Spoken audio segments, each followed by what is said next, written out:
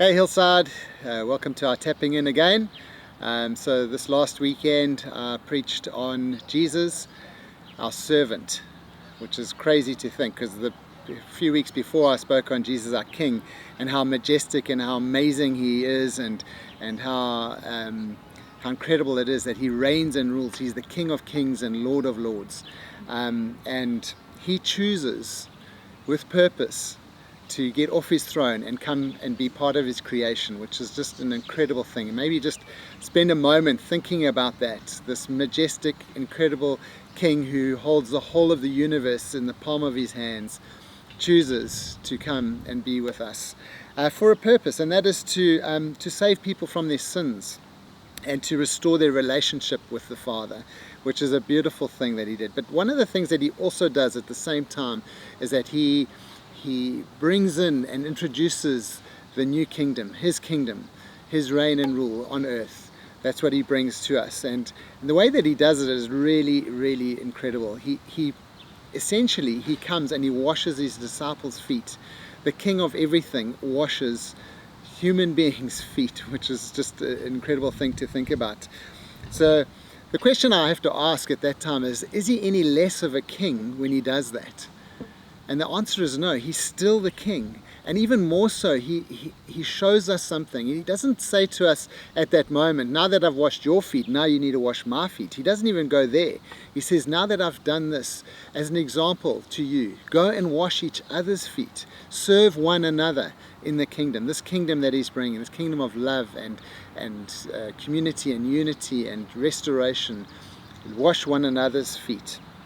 And so I think that was just a beautiful way that he introduces the kingdom, his kingdom. And more than that, he introduces this way back in his ministry. In fact, his first miracle is when he turns water into wine, and there's incredible little stories building up to that. And you need to go to the preach to listen to about all that. But the gist of that whole little story is that his transformative power is recognized right up front in his ministry. He turns water that was used for ceremonial washing of the outside of the body, he turns it into wine, which we drink, and it transforms us from within. That's an incredible thing that he sets up right early on in his ministry.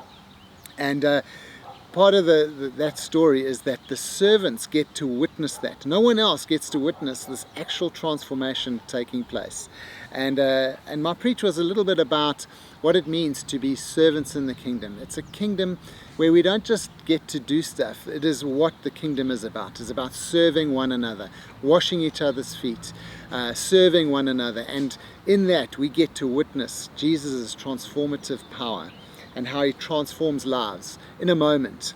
And we've witnessed a lot of that transformative power over the last couple of even years.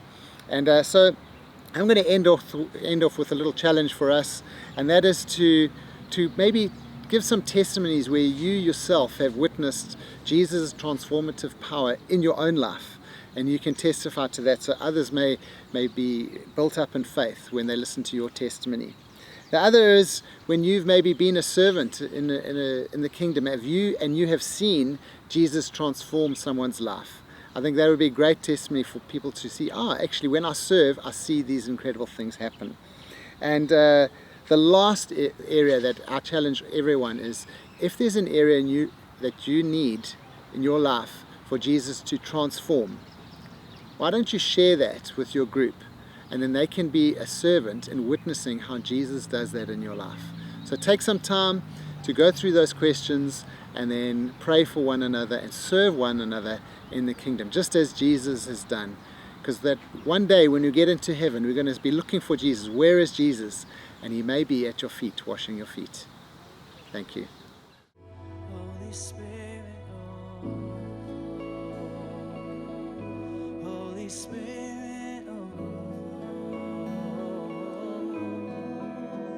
Holy Spirit, overflow.